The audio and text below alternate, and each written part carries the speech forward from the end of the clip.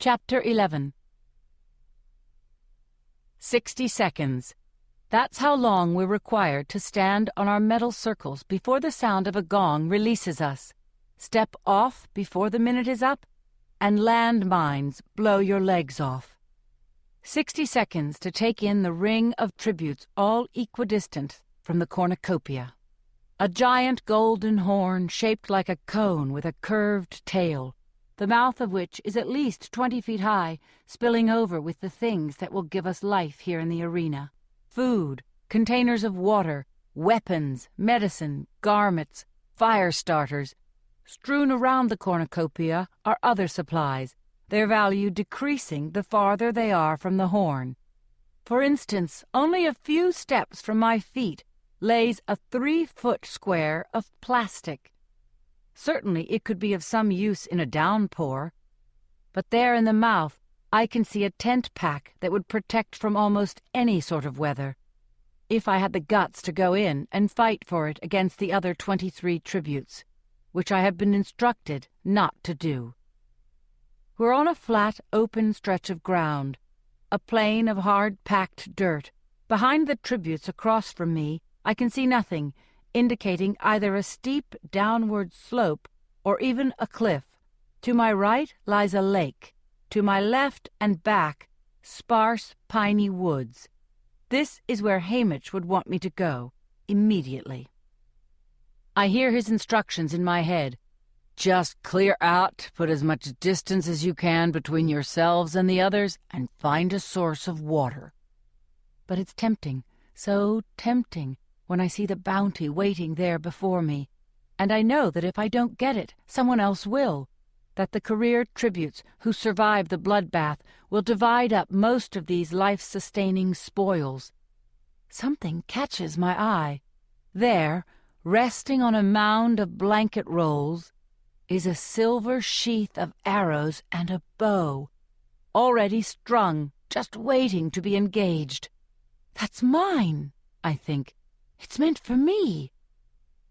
I'm fast. I can sprint faster than any of the girls in our school, although a couple can beat me in distance races. But this 40-yard length, this is what I am built for. I know I can get it. I know I can reach it first. But then the question is, how quickly can I get out of there? By the time I've scrambled up the packs and grabbed the weapons, others will have reached the horn, and 1 or 2 I might be able to pick off. But say there's a dozen. At that close range, they could take me down with the spears and the clubs, or their own powerful fists. Still, I won't be the only target. I'm betting many of the other tributes would pass up a smaller girl, even one who scored an 11 in training, to take out their more fierce adversaries. Hamish has never seen me run. Maybe if he had, he'd tell me to go for it, get the weapon, since that's the very weapon that might be my salvation, and I only see 1 bow in that whole pile. I know the minute must be almost up, and will have to decide what my strategy will be, and I find myself positioning my feet to run, not away into the surrounding forests, but toward the pile, toward the bow. When suddenly I notice Peter. He's about 5 tributes to my right, quite a fair distance. Still, I can tell he's looking at me, and I think he might be shaking his head. But the sun's in my eyes, and while I'm puzzling over it, the gong rings out. And I've missed it. I've missed my chance, because those extra couple of seconds I've lost by not being ready are enough to change my mind about going in. My feet shuffle for a moment, confused at the direction my brain wants to take, and then I lunge forward, scoop up the sheet of plastic and a loaf of bread. The pickings are so small, and I'm so angry with Peter for distracting me, that I sprint in 20 yards to retrieve a bright orange backpack that could hold anything, because I can't stand leaving with virtually nothing. A boy, I think from District 9, reaches the pack at the same time I do, and for a brief time we grapple for it, and then he coughs, splattering my face with blood. I stagger back, repulsed by the warm, sticky spray. Then the boy slips to the ground. That's when I see the knife in his back. Already other tributes have reached the cornucopia and are spreading out to attack. Yes, the girl from District 2, 10 yards away, running toward me, one hand clutching a half-dozen knives. I've seen her throw in training. She never misses, and I'm her next target. All the general fear I've been feeling condenses into an immediate fear of this girl, this predator who might kill me in seconds. Adrenaline shoots through me, and I sling the pack over one shoulder and run full speed for the woods.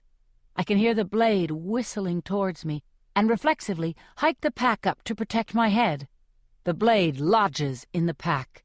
Both straps on my shoulders now. I make for the trees. Somehow I know the girl will not pursue me, that she'll be drawn back into the cornucopia before all the good stuff is gone. A grin crosses my face.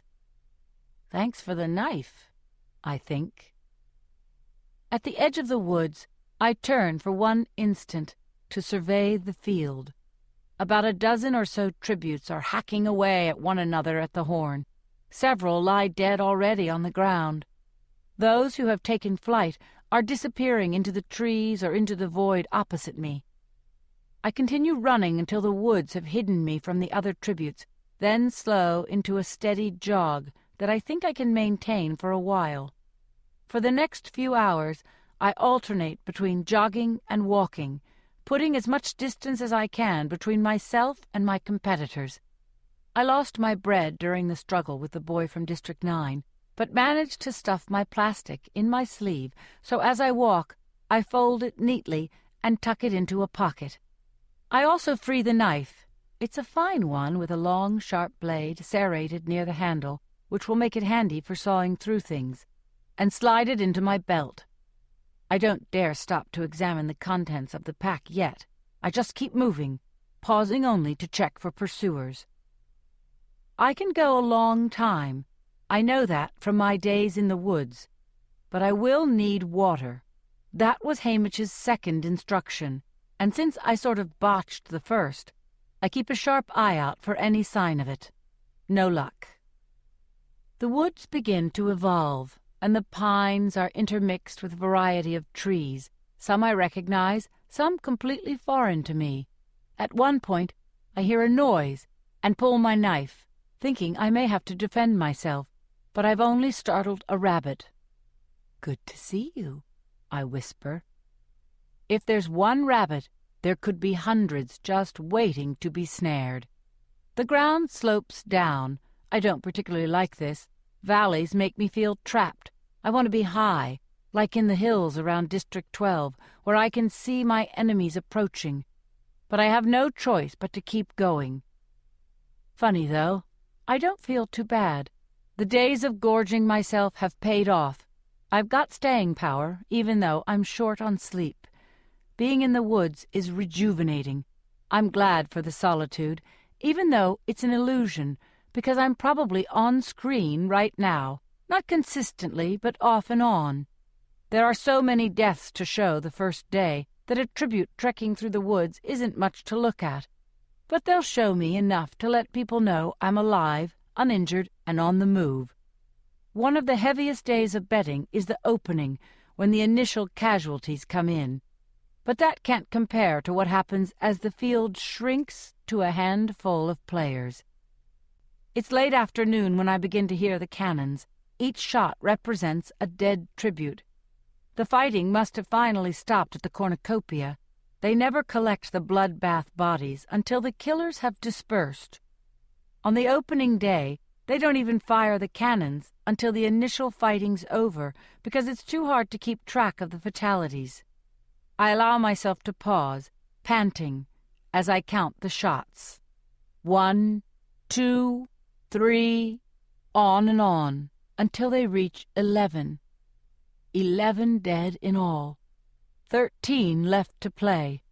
My fingernails scrape at the dried blood the boy from District 9 coughed into my face. He's gone, certainly. I wonder about Peter. Has he lasted through the day? I'll know in a few hours, when they project the dead's images into the sky for the rest of us to see. All of a sudden, I'm overwhelmed by the thought that Peter may be already lost. Bled white, collected, and in the process of being transported back to the capital to be cleaned up, redressed, and shipped in a simple wooden box back to District 12. No longer here, heading home. I try hard to remember if I saw him once the action started, but the last image I can conjure up is Peter shaking his head as the gong rang out. Maybe it's better if he's gone already. He had no confidence he could win, and I will not end up with the unpleasant task of killing him. Maybe it's better if he's out of this for good. I slump down next to my pack, exhausted. I need to go through it anyway before night falls. See what I have to work with. As I unhook the straps, I can feel it's sturdily made, although a rather unfortunate color. This orange will practically glow in the dark. I make a mental note to camouflage it first thing tomorrow. I flip open the flap. What I want most, right in this moment, is water. Hamish's directive to immediately find water was not arbitrary. I won't last long without it. For a few days, I'll be able to function with unpleasant symptoms of dehydration, but after that I'll deteriorate into helplessness and be dead in a week tops. I carefully lay out the provisions: one thin black sleeping bag that reflects body heat, a pack of crackers, a pack of dried beef strips, a bottle of iodine, a box of wooden matches, a small coil of wire, a pair of sunglasses, and a half-gallon plastic bottle with a cap for carrying water that's bone dry. No water.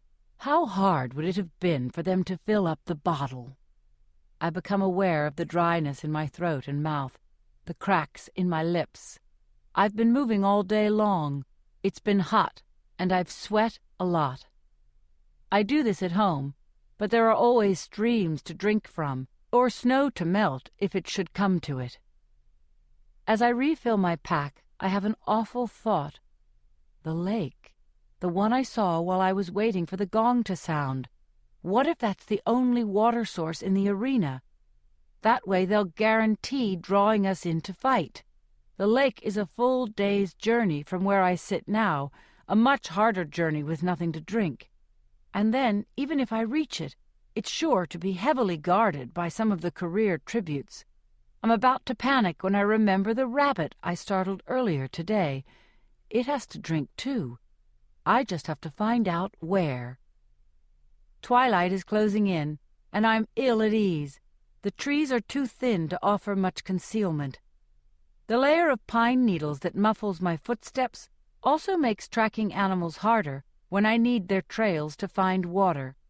And I'm still heading downhill, deeper and deeper into a valley that seems endless. I'm hungry, too, but I don't dare break into my precious store of crackers and beef yet. Instead, I take my knife and go to work on a pine tree, cutting away the outer bark and scraping off a large handful of the softer inner bark. I slowly chew the stuff as I walk along.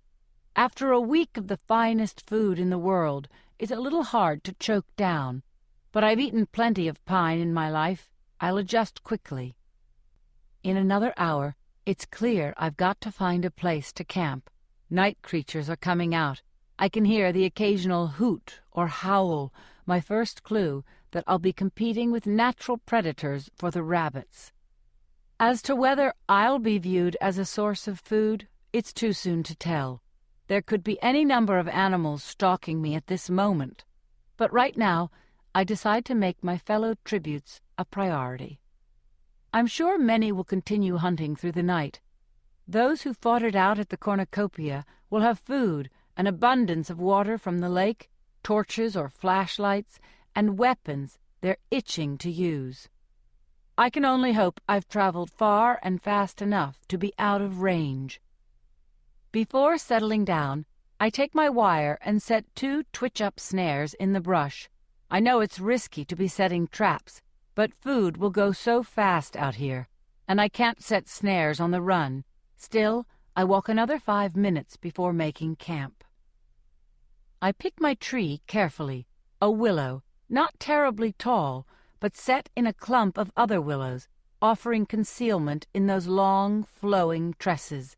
I climb up, sticking to the stronger branches close to the trunk, and find a sturdy fork for my bed. It takes some doing, but I arrange the sleeping bag in a relatively comfortable manner. I place my backpack in the foot of the bag, then slide in after it. As a precaution, I remove my belt, loop it all the way around the branch and my sleeping bag, and refasten it at my waist. Now, if I roll over in my sleep, I won't go crashing to the ground. I'm small enough to tuck the top of the bag over my head, but I put on my hood as well. As night falls, the air is cooling quickly. Despite the risk I took in getting the backpack, I know now it was the right choice. This sleeping bag, radiating back and preserving my body heat, will be invaluable.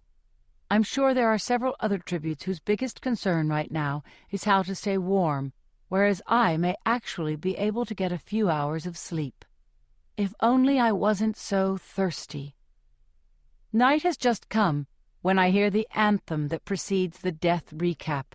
Through the branches I can see the seal of the Capitol, which appears to be floating in the sky. I'm actually viewing another screen, an enormous one that's transported by one of their disappearing hovercraft. The anthem fades out, and the sky goes dark for a moment. At home, we would be watching full coverage of each and every killing. But that's thought to give an unfair advantage to the living tributes. For instance, if I got my hands on the bow and shot someone, my secret would be revealed to all. No, here in the arena, all we see are the same photographs they showed when they televised our training scores. Simple headshots. But now, instead of scores, they post only district numbers. I take a deep breath as the faces of the 11 dead tributes begin and tick them off one by one on my fingers. The first to appear is the girl from District 3.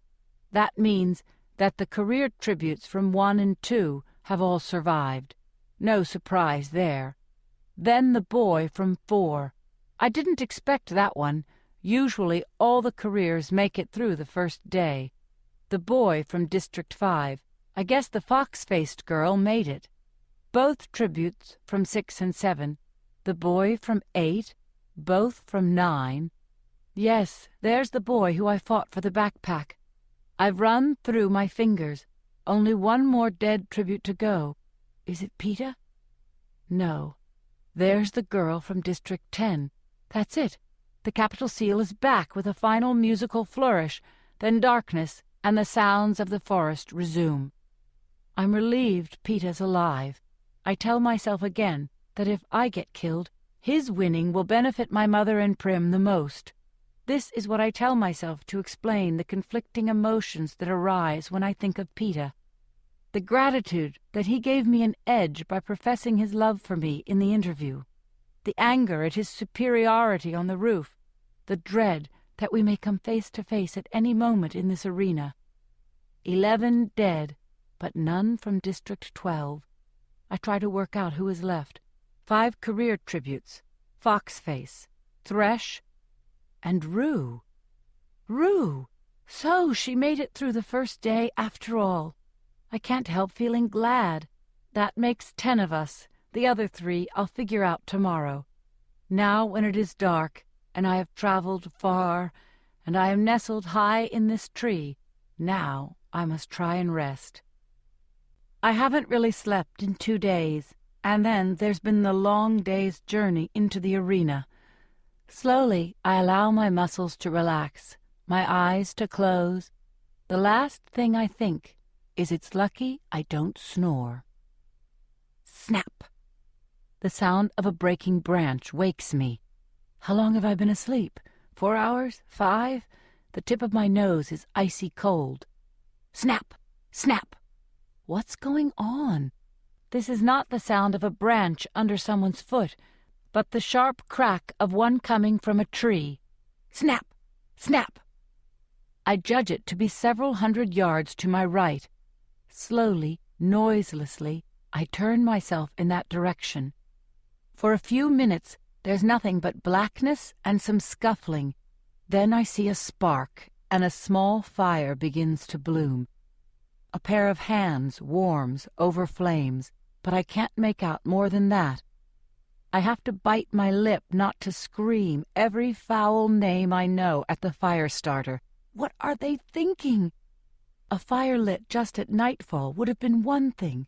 Those who battled at the cornucopia, with their superior strength and surplus of supplies, they couldn't possibly have been near enough to spot the flames then. But now, when they've probably been combing the woods for hours looking for victims, you might as well be waving a flag and shouting, "Come and get me!" And here I am, a stone's throw from the biggest idiot in the games, strapped in a tree, not daring to flee since my general location has just been broadcast to any killer who cares. I mean, I know it's cold out here and not everybody has a sleeping bag, but then you grit your teeth and stick it out until dawn. I lay smoldering in my bag for the next couple of hours, really thinking that if I can get out of this tree, I won't have the least problem taking out my new neighbor. My instinct has been to flee, not fight. But obviously this person's a hazard. Stupid people are dangerous. And this one probably doesn't have much in the way of weapons, while I've got this excellent knife. The sky is still dark, but I can feel the first signs of dawn approaching. I'm beginning to think we, meaning the person whose death I'm now devising, and me, we might actually have gone unnoticed. Then I hear it. Several pairs of feet breaking into a run. The fire starter must have dozed off. They're on her before she can escape. I know it's a girl now. I can tell by the pleading, the agonized scream that follows. Then there's laughter and congratulations from several voices. Someone cries out, 12 down and 11 to go, which gets a round of appreciative hoots. So they're fighting in a pack. I'm not really surprised. Often alliances are formed in the early stages of the games. The strong band together to hunt down the weak, then, when the tension becomes too great, begin to turn on one another. I don't have to wonder too hard who has made this alliance. It will be the remaining career tributes from Districts 1, 2, and 4. 2 boys and 3 girls, the ones who lunched together. For a moment, I hear them checking the girl for supplies. I can tell by their comments they've found nothing good. I wonder if the victim is Rue, but quickly dismissed the thought. She's much too bright to be building a fire like that. Better clear out so they can get the body before it starts stinking. I'm almost certain that's the brutish boy from District 2. There are murmurs of assent, and then, to my horror, I hear the pack heading toward me. They do not know I'm here. How could they? And I'm well concealed in the clump of trees, at least while the sun stays down. Then my black sleeping bag will turn from camouflage to trouble. If they just keep moving, they will pass me and be gone in a minute. But the careers stop in the clearing about 10 yards from my tree. They have flashlights, torches. I can see an arm here, a boot there, through the breaks in the branches. I turn to stone, not even daring to breathe. Have they spotted me? No, not yet. I can tell from their words their minds are elsewhere. Shouldn't we have heard a cannon by now? I'd say yes, nothing to prevent them from going in immediately. Unless she isn't dead. She's dead. I stuck her myself. Then where's the cannon? Someone should go back, make sure the job's done. Yeah, we don't want to have to track her down twice. I said she's dead. An argument breaks out until one tribute silences the others.